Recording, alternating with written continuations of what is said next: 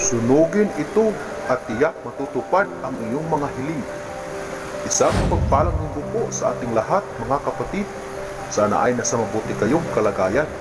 Sa video ito ay magbabahagi na naman tayo ng isang simpleng pamamaraan upang matupad ang iyong mga hiling. Pero bago ang lahat ng yan, kung bago ka pa lang sa channel na ito at gusto nyo ang mga ganitong usapin, ay inaanyayahan ko kayong pindutin ang subscribe button at ang bell icon nang sa ganon ay lagi kayong ma-update sa tuwing may bago tayong upload.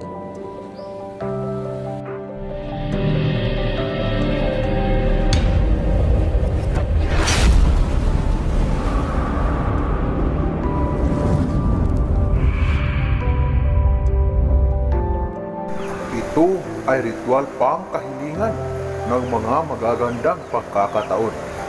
Kahit anong kahilingan ay pwede nyo po gawin, pero dapat isa-isa lang. Huwag po pagsabayin ang mga kahilingan. Ito ang gagawin. Isulat sa kapirasong papel ang iyong kahilingan. Pagkatapos nyo pong maisulat sa papel ang iyong kahilingan, ay magdasal nito habang nakahawak sa papel na may nakasulat na kahilingan.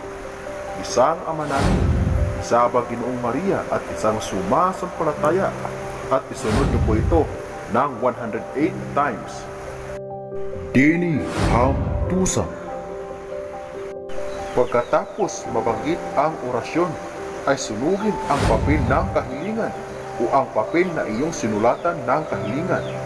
Yan po ang ating simpleng ritual para matupad ang kahilingan.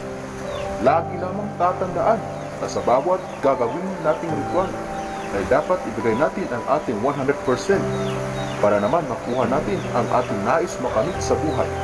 Lagi lamang pagkaisipin na ang mga ritual o spell na aking binabahagi ay mga pabaksubok. Nasa inyo na lang pong paniniwala kung ito'y ipagkakaloob sa iyo. Hanggang dito na lamang ang ating kaalaman para sa araw na ito. Muli, maraming salamat sa inyong walang sawang panonood. God bless us all.